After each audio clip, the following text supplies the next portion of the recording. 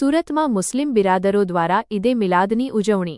સુરતના અલગ અલગ વિસ્તારોમાંથી ઈદે મિલાદનું જુલુસ કાઢવામાં આવ્યા। જુલુસ ભાગળ 4 રસ્તાથી પસાર થઈ ખ્વાજાદાના સાહેબની દરગાહ ખાતે થશે પૂર્ણ। સુરતમાં કોમી એખલાસ સાથે ઈદે મિલાદ ઉન નબીની ઉજવણી। HX24 ન્યૂઝ ગુજરાતી નૈતિક રેશમવાલા સાથે જય બગિયા। जी सर, आज जुलूस कई રીતે કાઢવામાં આવી રહ્યા છે અને લોકોને आज मिलादुन नबी के उपलक्ष्य में पूरे सूरत शहर के अंदर अलग अलग विस्तारों के अंदर पूरे उत्साह के साथ ईद की उजवनी हो रही है। इसमें ख़ास तौर से जो ये एरिया है जिसमें डीकेएम भागल जो दरगाह का एरिया है, यहाँ पर मोटी संख्या में अलग अलग विस्तारों से सलाबतपुरा से लिम्बायत से सभी तरफ से जुलूस में लोग जुड़ते हैं और अपनी लागनी जो व्यक्त करते हैं। लगभग 4-4:30 के बाद में सभी तरफ से लोग यहाँ पे शामिल होने के लिए आएंगे। माननीय सीपी सर की तरफ से जो कमिटीज़ हैं उन कमिटीज़ को साथ में लेके जुलूस की शुरुआत करवाई जा चुकी है। हम लोगों ने डिटेल्ड पुलिस डिप्लॉयमेंट किया है इस सिलसिले में। बाहर से भी माननीय डीजी साहब की तरफ से SRP का एलोकेशन भी हुआ है और साथ ही साथ सूरत शहर के जितनी भी ब्रांचेज हैं उन सब के अधिकारी भी इस बंदोबस्त में लगे हुए हैं।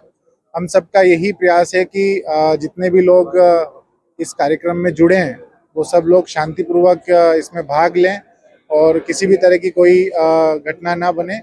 शांति से सब लोग अपना पूरा करके अपने इस उत्साहपूर्व इस जो उत्सव है इसको मनाएं।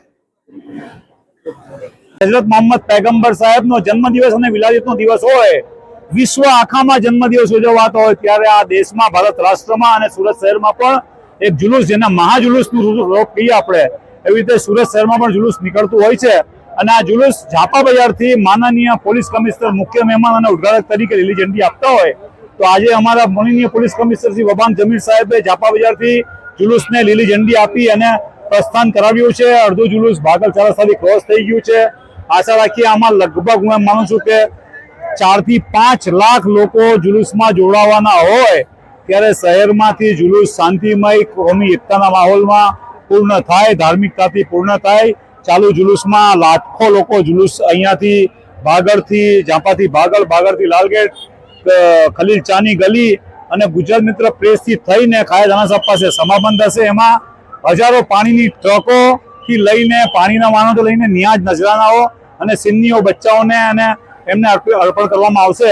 એ ટાઈપનું જુલુસ આપણે ખાયદાના સાહેબ દરગાહ પાસે પૂર્ણ થશે। આજનો દિવસ શું મેસેજ આપે છે? મેસેજ દેશની અંદર અને વિશ્વ આખામાં શાંતિ અને એકતા અને ભાઈચારો, પ્રેમ, ધાર્મિકતા એ તમામનો મેસેજ આ હજરત મોહમ્મદ પૈગંબર સાહેબને કોઈ પણ માનવ માત્ર બીજાને તકલીફ નહીં પડે જીવનમાં એવું કાર્ય કરવું જોઈએ। કઈ તકલીફ નહીં, મુશ્કેલી પણ ઊભી નહીં થાય એના લીધે તમે ખુદ ભોગવી લો પરેશાની, પણ બીજા કોઈને તકલીફ નહીં આપો। આ મેસેજ હજરત મોહમ્મદ પૈગંબર સાહેબનો આજના દિવસે અમે પણ આ માધ્યમથી આપને આપવા માંગીએ છીએ।